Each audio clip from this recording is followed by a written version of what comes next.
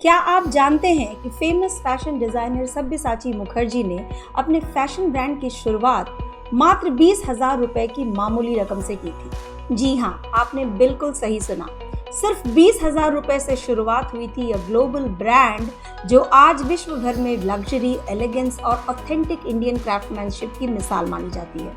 पर उन्होंने ऐसा कैसे किया और उनके इस फिनोमिनल जर्नी से हम एंटरप्रेन्योर्स क्या सीख ले सकते हैं? बने रहिए हमारे साथ आज के इस वीडियो में, क्योंकि आज हम सब्यसाची मुखर्जी की एक बिल्कुल नॉर्मल, मिडिल क्लास, हम्बल शुरुआत से लेकर उनकी अमीरी, इज्जत, शोहरत की पूरी जर्नी को बहुत डीपली स्टडी करने वाले हैं और देखने वाले हैं कि इसमें हमारे लिए क्या पावरफुल एंटरप्रेन्योर लेसन्स छुपे हुए हैं। अगर आज आप अपने बिजनेस में खुद को कहीं पर भी स्टक पाते हैं तो आज की यह कहानी यह प्रूव करने के लिए काफी होगी कि अगर आपको कोई सफल होने से रोक रहा है तो वो खुद आप ही हैं, और जिन चीजों को आप मजबूरियों का नाम दे रहे हैं वो एक्चुअली सिर्फ एक्सक्यूजेस हैं। आगे बढ़ने से पहले ऐसे ही इंस्पायरिंग स्टोरीज और एक्शनेबल बिजनेस टिप्स के लिए हमारे चैनल को जरूर सब्सक्राइब करें और बेल बटन पे जरूर क्लिक करें ताकि जब भी हम कोई नया वीडियो अपलोड करें उसका नोटिफिकेशन तुरंत आप तक पहुंचे। तो चलिए लेट्स स्टार्ट।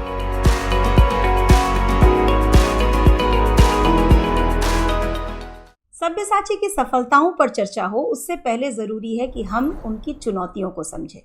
बात अर्ली 2000s की है, जब इंडियन फैशन इंडस्ट्री अभी खुद को पहचान ही रहा था। उस समय यह पॉपुलर मान्यता थी कि इंडियन फैशन आउटडेटेड है, मॉडर्न नहीं है और ग्लोबल मार्केट में ये लोगों को अपील नहीं करता। दूसरे जाने माने फैशन डिजाइनर्स वेस्टर्न ट्रेंड्स को कॉपी करते थे। वेस्टर्न कपड़ों के साथ आधुनिकता को जोड़ा जाने लगा। लोग वेस्टर्न कपड़ों में ही खुद को मॉडर्न और कॉन्फिडेंट महसूस करते थे। साड़ी, घाघरा जैसे ऑथेंटिक इंडियन कपड़ों को आउटडेटेड और पिछड़ा हुआ माना जाता था। अब सोचिए, जहां वेस्टर्नाइजेशन की ऐसी लहर चली है वहां इंडियन कपड़ों के साथ एक फैशन ब्रांड लॉन्च करना ही बहुत हिम्मत की बात रही होगी, और वो भी लिमिटेड फंड्स के साथ, किसी मेजर कनेक्शंस के बिना, ऐसे ऑडियंस के लिए काम करना जो इंडियन कपड़ों की कद्र ही नहीं करती थी। सब्यसाची को पैसों की कमी तो थी ही, साथ ही उनका कंपटीशन देश और विदेश के वेल एस्टेब्लिश नामों से होने वाला था। अभी तो उन्हें फैशन इंडस्ट्री का रुख बदलना था। जस्ट इमेजिन, आधे लोग तो इस बिजनेस को फीजिबल ही नहीं मानेंगे कि आजकल साड़ी कौन पहनता है, किसको बेचोगे अपनी साड़ियां, देश में ही नहीं बिकेगा, विदेशों में तो लोग क्या ही समझेंगे इन कपड़ों को। और यही बात सब्यसाची के एक्स्ट्रा ऑर्डिनरी एंटरप्रेन्योरशिप स्किल्स को दर्शाती है। जिस चीज से लोग भाग रहे थे, उसी इंडियन कल्चर के सौंदर्य, उसकी मिठास को उन्होंने अपनी ढाल बना ली। वो ट्रेंड्स के पीछे नहीं भागे, बल्कि उन्होंने अपने पैशन को फॉलो किया। उनका विजन था इंडियन कल्चर और ट्रेडिशनल इंडियन कपड़ों को ग्लोबल रिकॉग्निशन दिलाना, और उन्होंने हर हाल में अपने विजन को फॉलो किया। मार्केट डिमांड के अगेंस्ट जाकर उन्होंने रिस्क उठाया। उन्होंने अपना एक यूनिक स्टाइल डेवलप किया जो आगे चलकर उनके और उनके ब्रांड की पहचान बनी। And this brings us to the first lesson that we can learn from Sabyasachi. Start small but dream big. Sabyasachi ने अपना बिजनेस तो बहुत छोटा ही स्टार्ट किया था। उनके पास सिर्फ 20,000 रुपए थे। सिर्फ 3 कारीगरों के साथ उन्होंने अपने वर्कशॉप की शुरुआत की, लेकिन उनके सपने शुरू से ही बहुत बड़े थे। उन्हें इंडियन क्लोथिंग के यूनिकनेस पर पूरा विश्वास था और उन्हें इस बात पर भी विश्वास था कि एक दिन वह पूरे विश्व को इंडियन कपड़ों की सौंदर्यता जरूर दिखा पाएंगे। एक दिन पूरी दुनिया इंडियन कपड़ों को उनकी नजर से जरूर देखेगी। अच्छा बिजनेस शुरू करने के लिए हमेशा करोड़ों रुपए की जरूरत नहीं होती है। जब आप लिमिटेड फंड्स के साथ अपना बिजनेस स्टार्ट करते हैं तो आपका फोकस एक्चुअली बढ़ जाता है, क्योंकि अब आप सिर्फ उन चीजों पर फोकस करते हो जो रियली मैटर करते हैं। आपका क्राफ्ट, आपका प्रोडक्ट, आपका पैशन। बहुत सारे बिजनेस ओनर्स सिर्फ इसी बात पर अटके रहते हैं कि जी हमारे पास पैसे नहीं है, हमारा बजट बहुत कम है, हम ये नहीं कर सकते तो हम वो नहीं कर सकते। सब्यसाची मुखर्जी की इस जर्नी से हम साफ साफ देख सकते हैं कि ज़रूरी नहीं है कि एक बहुत अच्छा बिजनेस स्टार्ट करने के लिए आपके पास ढेर सारा पैसा हो, बल्कि you can always start small. ज़रूरत सिर्फ इस बात की होती है कि आपके विजन में क्लैरिटी हो और अपने सपनों को साकार करने के लिए आप कमिटेड हों। सब्यसाची ने लोकल आर्टिस्ट के साथ काम करना स्टार्ट किया। उन्होंने अपना फोकस छोटे छोटे कलेक्शंस पर बनाए रखा और अपने हर एक कलेक्शन में अपनी आत्मा डाल दी। उनके हर एक क्रिएशन से भारतीय कपड़ों के लिए उनका प्यार और सम्मान साफ झलकता था और भारतीय ट्रेडिशन के प्रति उनके इसी जुनून ने आगे चलकर पूरे विश्व को भारतीय कपड़ों और उनके सौंदर्य और मर्यादा के प्रति आकर्षित होने के लिए मजबूर कर दिया। अगर आपके पास एक बेहतरीन बिजनेस आइडिया है और आपको लगता है कि इस आइडिया से आप किसी का प्रॉब्लम सॉल्व कर सकते हैं या किसी की जिंदगी में वैल्यू ऐड कर सकते हैं, तो please don't wait for the perfect time and perfect resources. Start with what you have. आपका एम्बिशन आपको आगे बढ़ते रहने में मदद करेगा। सब्यसाची की डिजाइन फिलॉसफी उनके क्रिएशंस को सबसे अलग बनाती है और यही बात सबसे इंटरेस्टिंग है। उनके हर एक क्रिएशन में एक कहानी होती है। उनका हर एक डिजाइन अपने बारे में कुछ बोल रहा होता है। उनके कलेक्शंस भारतीय ट्रेडिशंस के रिच कल्चरल हेरिटेज के प्रतीक हैं। हर एक डिजाइन यहाँ की परंपराओं और कल्चरल डाइवर्सिटी की कहानी सुनाती है और यही सब्यसाची डिजाइन्स की खास बात है। जहां बाकी सभी लोग वेस्टर्न डिजाइन्स को कॉपी करने में लगे हुए थे, वेस्टर्न ट्रेंड से इंस्पायर्ड होकर कपड़े बना रहे थे, वहीं सब्यसाची ने इंडियन कपड़ों को, इंडियन कल्चर को एक मॉडर्न ट्विस्ट के साथ प्रेजेंट किया और वो भारतीयों के दिल पर छा गए, क्योंकि भारतीय तो हमेशा से इसी के प्यासे थे, ऑथेंटिसिटी। सब्यसाची ने अपने काम से सिर्फ भारतीयों को नहीं, पूरे विश्व को अपने काम का दीवाना बना दिया। उनका rich fabric, bold colours, intricate embroidery और यूनिक स्टोरी टेलिंग स्टाइल उन्हें औरों से बिल्कुल अलग खड़ा करता है। सिर्फ इतना ही नहीं, सब्यसाची मार्केटिंग के इंपॉर्टेंस को भी भली भांति जानते हैं। उन्होंने सिर्फ कपड़े नहीं बेचे, बल्कि हर एक कपड़े के साथ उससे जुड़ी कहानियां, उससे जुड़ी घटनाएं बेची। हर एक कलेक्शंस को इंडियन हिस्ट्री की एक जर्नी की तरह पेश किया गया, जिसने भारतीय ऑडियंस का दिल जीत लिया, क्योंकि वह हमेशा से यही चाहती थी।